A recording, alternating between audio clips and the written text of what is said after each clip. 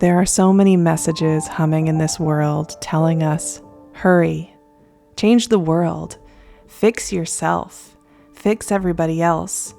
Hurry up and do your shadow work so that you can be in joy and you can be in leadership and you can accomplish things again. Isn't it funny how lacking in magic and joy and hope those messages are? Whenever October comes around, I can feel both the building of energy, the deep dreams of new beginnings glowing underneath the earth, and a deep slowing down where ambitions, plans, and expectations feel less important than ever.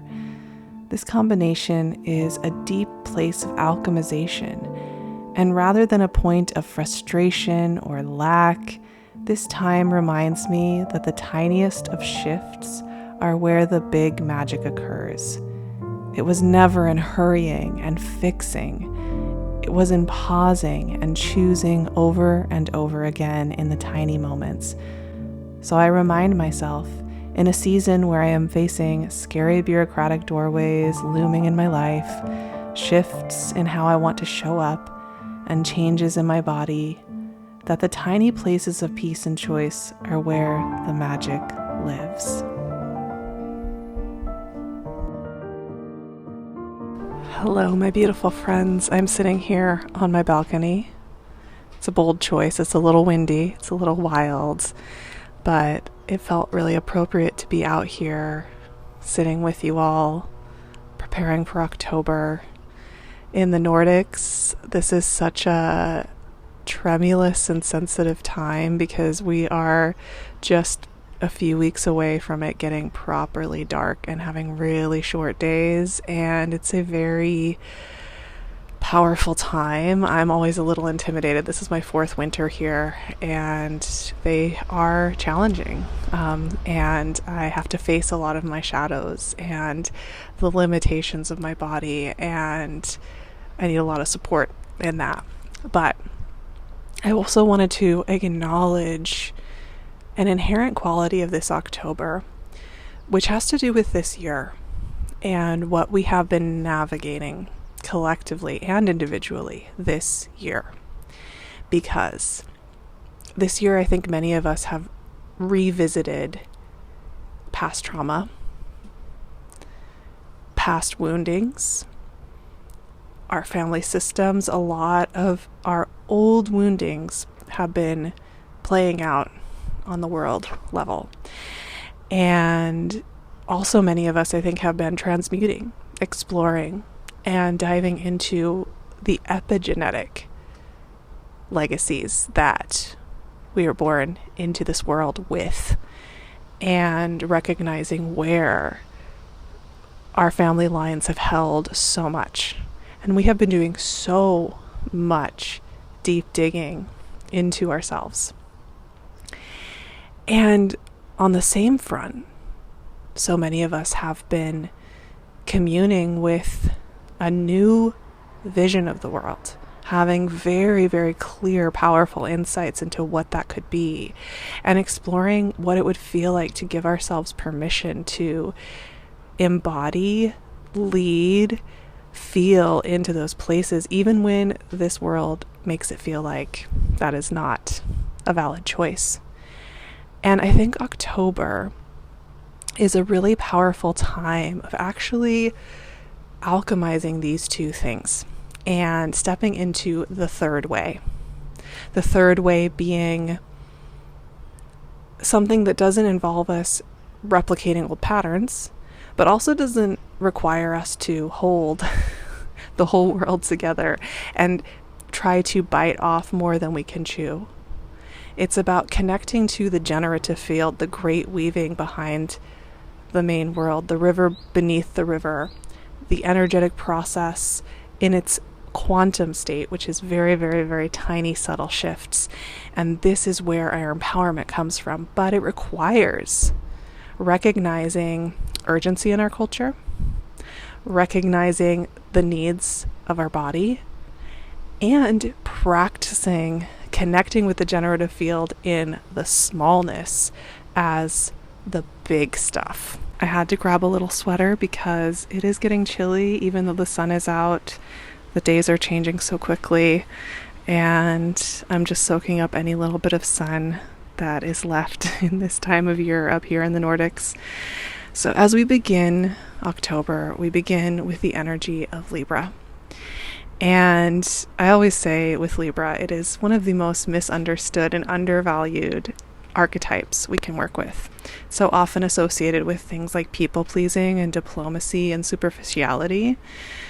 But for me, Libra is the sign of discernment, healthy interdependence, self-expression through being able to communicate with others, connection, experiencing and developing our sense of self through feeling safe to express to others. It's very, very deep stuff. It's so profound. And also, Libra is about cultivating peace. The actual deliberate cultivation of peace is an art form that our worlds and our systems do not invest in. So we have to deliberately choose it for ourselves. And because there aren't many models of it, and there's very little encouragement, this can sometimes feel like it's a cherry on the top, or like something that is a little too much to ask for. But I'm going to challenge us here at the beginning of October to think about, I was saying at the beginning that there's this meeting point between all the visitations of our old patterns, epigenetics, haunted houses, pains from the past that we've been working with this entire year. I think you know what I'm talking about. And also this visitation with new vision and the process of alchemizing. And I think the first place we can do any kind of alchemizing, any kind of intuitive work, any kind of embodiment, any kind of magical, ritualistic work here is this deliberate development of peace in the system. And that also starts at a point even before the deliberate cultivation of the peace, which is noticing urgency in the body, noticing urgency in your thoughts, noticing urgency in everything around you. Because once you start seeing it, you will see it everywhere, even in little points in your day. And maybe you are somebody who's totally evolved and you're at peace and you move at your own pace. But I know, as I have been excavating my own indoctrination of rushing, efficiency, getting it done, I've noticed that even things like waking up in the morning, getting through the morning routine, taking care of my dog, getting through the walk, there is urgency there. And I've really been enjoying the work of a creative named Sarah Tacey, and she does a lot of work in embodiment and nervous system. And she says to pause, feel, and choose. And this is the antidote to urgency culture. She also says that choice is the opposite of trauma physiology, which I think is just such a powerful, powerful sentence. And I really love the idea of beginning this October with pause, feel, choose as the modality through which we cultivate peace in our systems. We challenge narratives of urgency that we carry in our bodies and the way we think about the value we hold in our day. And this is such profound stuff, truly. If you just take one day and explore where you feel urgency to get a task done, to fix the world, to make that business, to get through the errands of the day, to feel better, to hurry up and work out, whatever it is. This is one of the most powerful places that you can regain your autonomy from systems that are so busy all the time. And this is also where we can start to explore that time is fluid. And it is not as strictly experienced as we sometimes think it is. And when we step out of urgency, when we step out of that rushing feeling, time changes its qualities. It no longer holds the same kind of tightness that it does when we are in urgency. And that actually, as we step out of urgency, time expands. and that there is more that we can contribute of depth, of value in maybe those projects that are calling to us, and also in our ability to be here with the process. So Libra season is that pause, feel, choose. And the practice here for this first half of the month is explore how it feels in your body to imagine that there is enough time, support, and choices for you to move through your life without feeling urgency. And I know that this is not simple. Many of us are carrying many different identities and navigating very difficult waters. And sometimes choosing slower is impossible. And that's okay. That's fine. Doesn't have to be perfect. Doesn't have to be this perfect performance of non-urgency. It's to explore. It's to practice. It's to see how that would feel, even for 5 minutes. If I have choices, little choices, in how I do that project, how I write that email, how I treat myself for the next 10 minutes, I want to explore those choices. I want to explore where I could receive help. I want to explore where time could feel different. Maybe it's not as strict of a deadline as I have it in my head. And this is how we start to cultivate peace inside of our systems, because that's where it all starts, right?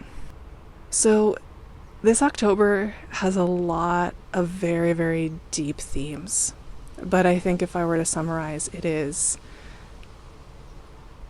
question urgency, practice feeling what intuition feels like in your body, and step out of the noise as often as possible so that you can listen into the tiny, small footholds that are calling you forward. And we're going to be doing that work together in a really communal way over on my Wild Dreaming community on Patreon.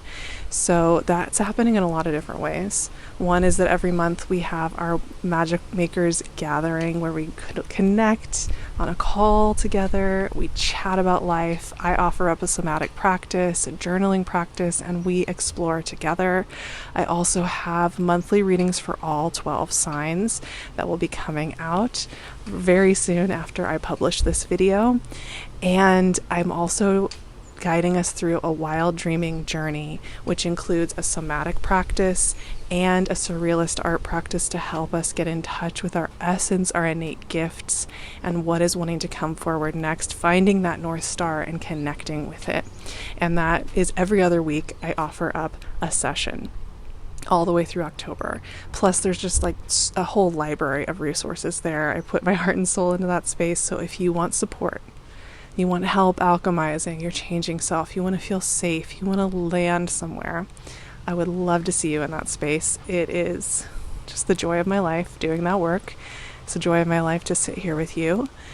I am planning on creating a little guide for October with a whole bunch of journaling prompts that'll be for free on my Patreon if you just want to sign up for the free level and check that out. I'd love to see you over there, and I'll see you back here very, very soon.